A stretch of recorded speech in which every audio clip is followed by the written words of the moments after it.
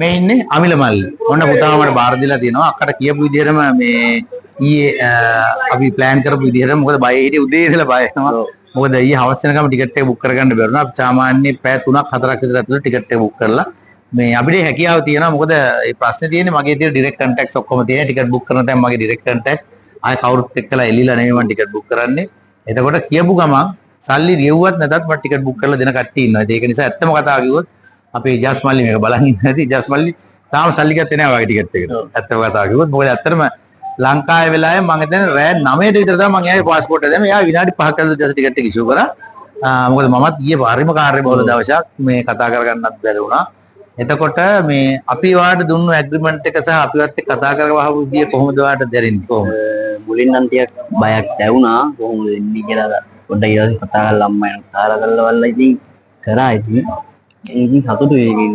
Right. අද වාට ඕන නම් මට දැනෙන යන ගමම ජොබ් එකකට දාගෙන යන්න පුළුවන් වාට. හරිද? ඒතකොට මගේ ලංකාවේ ළමයි 6 දෙනෙක් වැඩ කරන තැනක් තියෙනවා.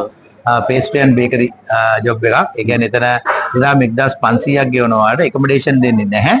මේ camp බීම දෙනවා. ලංකාවේ ළමයි ටික ඔක්කොම ඉන්නේ එකම accommodation එකක් තියෙනවා. එතන මිදලා වාට වැඩට යන්න පුළුවන්. භාෂාව ලොකු ගැටලුවක් නැහැ. එතකොට වාට ඒක සිලෙක්ට් කරගන්න පුළුවන්.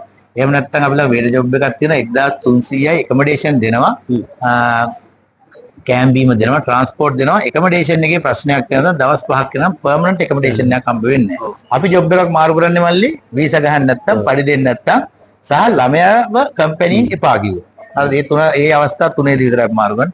ළමයා එපයි කිව්වට මාරු කරන්නේ නැහැ. අපේ ළමයි 4-5ක් එතන ඉන්නවනම් visa ගහලා වැඩ කරනවනම් ළමයා complain එකක් විදිහට අපි බාරගන්නේ නැහැ. අපේ මගේ ළමයි visa ගහලා එතන ඉන්නවනම්. එතකොට ඒක දැනගෙන තමයි එන කට්ටිය එන්න ඕන. හැබැයි මම කවදාවත් පාරවල් අතු ගන්න ළමයි දාන්නේ නැහැ. කුණු සුද්ධ කරන්න ළමයි දාන්නේ නැහැ. ක්ලීනින් ජොබ් වලට මම ළමයි දාන්නේ නැහැ. මම දාන්නේ 90ක් රෙස්ටොරන්ට් ජොබ්ස් වලට කැම බීම් accommodation හම්බෙන. එතනදිත් වීසා එකේ ප්‍රශ්නයක් කරලා ළමයා ගැටලුවක් කරගත්තොත් මම දෙවෙනි ඔප්ෂන් එක දෙනවා. හැබැයි ඒක සාධාරණ අර කියන හේතු මත මුදිර නැගිටවල වැඩට යවන්න බෑ අපිට ළමයින්. වරත් ඒකයි මල්ලි. උදේට නැගිටවල වැඩට යවන්න බෑ. බීලා රණ්ඩු වෙන ඒවාක් බලන්නේ නැහැ. මද්ද්‍රව්‍ය භාවිතා කරලා ආවිල්ලා ඒක කුඩු සික් කියලා අපි එහෙම කියනවා. ඒ වගේ දේවල් තිබුණොත් අපි ඒකට අපි රෙස්පොන්සිබල් නැහැ. අපි සිංහලෙන් ඇග්‍රීමන්ට් එකේ දීලා තියෙනවා. හැබැයි තව දෙයක් තියෙනවා. දෙමව්පිය ඔක්කොටම මම මේ බලන් ඉන්න කියන්නේ කවුරු හරි දරුවෙක් මද්ද්‍රව්‍ය වලට ඇබ්බැහි වෙලා ඉන්නවනම් අනිවාර්යෙන් මට මේ පර්සනල් රීසන් එක කියන්නේ ඒක මම කවදාත් ඒ ළමයිගේ එළියට දාන්නේ. එහෙම කියපු අම්මලා ඉන්නවා. මේක බලන අම්මලා දැකි. එහෙම ළමයින් අපි රීහැබිලිටේෂන් කරලා මේ රටේ ගෙනල්ලා මම ඕන තරම් මේ රටේ සෙටල් කරලා තියෙනවා. ඒකට මගේ ළඟ ප්ලෑන් එකක් තියෙනවා. හෙට අනිද්දා එක්කෙනෙක් එනවා. එහෙම කෙනෙක් අපි කතා බහ කරගෙන යනවා දෙමව්පියොත් එක්කලා. ඒතකොට මේ වෙනකොට මං ගාව කෙනෙක් ඇවිල්ලා ඉන්නවා එහෙම. ඒ ළමයා අපි හරි විදියට ගෙනල්ලා අපි ළමයට ඔක්කොම කරලා ඒ ළමයන් තාමත් මොන්ට කරන් ඉන්න කිසි ප්‍රශ්නයක් නැහැ. යත් කියනයි ලොකු උදව්වක්. අම්මට තිබිච්ච ලොකු හෙඩේක් එකක් තමයි මම අයින් කරලා දුන්නේ. ඒ වගේ අපි ළඟ තියෙනවා ඒකට ඔප්ෂන්. හැබැයි ඒක ඇත්ත ඇති සැටියෙන් කතා කරලා ආවොත් අපි ඔක්කොටම කතා කරලා මේ ප්‍රශ්නේ විසඳන්න පුළුවන්. ගොඩක්ම මේ ජොබ් මාරු කරන ප්‍රශ්නේ තියෙන්නේ මද්ද්‍රව්‍ය භාවිතය ළමයි පිළිවෙලට බැලට යන්නේ නැති එක. ඒ දෙකට අනිවාර්යයෙන්ම අපිට වග කියන්න බෑ. ඕගොල්ලන්ට තමයි වග කියන්නේ. ඒක ඔයාලටත් එකයි මල්ලි. එන ඔක්කොටමත් එකයි. මෙයා හොඳ දරුවෙක්, හොඳටම දන්න කෙනෙක්. අම්මා මගෙත් එක්ක සෑහෙන කාලයක් කතා කරපු ළමයි. ඉතින් එතකොට මම මේ අම්මටත් මම කිව්වා මෙයාට මේ මොනවද ප්‍රශ්නයක් තියෙනවා කියන්න.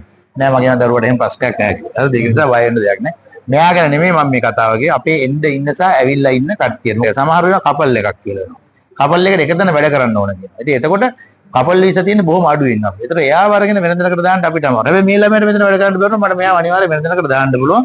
ඔය සිංගල් ළමයි. ඔයාලා ඉතින් එහෙම යන්න අවශ්‍ය වෙන්නේ නැහැ. මේ යන තැන කිසිම ගැටලුවක් නැතුවට අවුරුදු එකමාරක් වැඩ කරන ළමයෙක් ඉන්න අලව්වේ.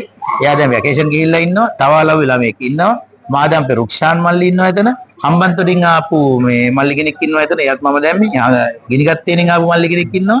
සචින් මල්ලි හම්බන්තොටින් ඇවිල්ලා. ඉතින් ඔක්කොම ඉන්නවා කිසිම ප්‍රශ්නයක් නැහැ. ඔයාලට වැට්ටික් කරන්න. අවුරුදු දෙකක් ඉඳලා මේ රටින් යනවා කියලා හිතාගෙන ඉන්න. අවුරුදු දෙකකින් යන්න එපා ඉන්න. එහෙනම් welcome two Dubai. Ladies and gentlemen, welcome to Dubai, where dreams become reality.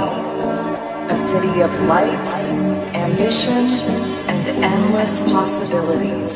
Endless possibilities. Endless possibilities.